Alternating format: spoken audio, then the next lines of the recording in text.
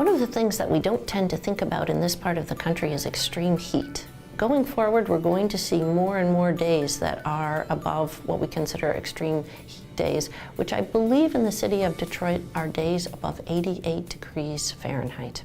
Right now, we anticipate approximately 10 of those a year, and looking ahead in the next 50 years, we think there'll be 30 plus of those days. So the urban heat island effect is basically in urban areas, they can be 5 to 10 degrees warmer in that downtown core than in outlying rural forested areas. And so it'll make it hotter during the day, but then also in the nighttime, it makes it more difficult. It doesn't cool down as quickly because the pavement traps all of that heat. Those nighttime cool temperatures usually help the city or nearby neighborhoods cool off, but if those temperatures aren't going as low as they used to, then there's less of an opportunity for that cooling or for that relief at night. The elderly, the poor, the disabled, they are going to be extra vulnerable under these, in these changes.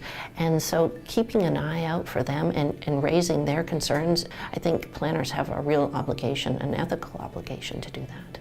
We also conducted vulnerability assessments as a part of the master plan process. In St. Joseph, we looked at areas that are susceptible to extreme heat events. So to map extreme heat events, we look at areas where there's lots of pavement, so lots of impervious surface, and also where there's not much tree canopy. The vulnerability assessment that was part of what Leah assisted us with the Resilient Master Plan really was brought to light the different areas where we can really improve quality of life for our residents.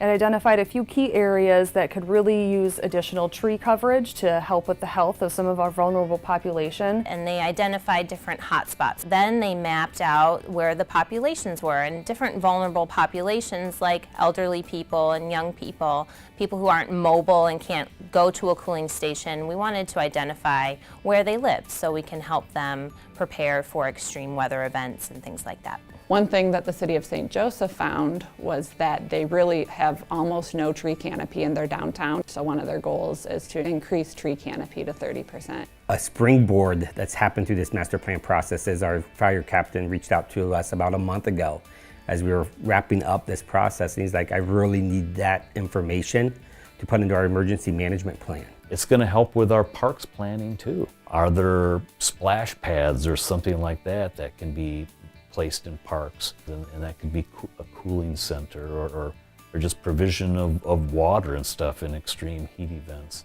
In the case that a local government or city is already facing challenges with respect to weather, that's enough reason to start thinking about climate change.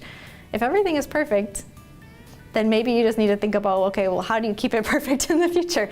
But if everything's not perfect, if you're experiencing a constant flooding, if you're experiencing, a lot of human health impacts from high temperatures because people can't get relief, whatever the challenges are that they're facing, that should be enough reason to think about how to plan for the future, especially under the scenario that a lot of these things are only going to get worse.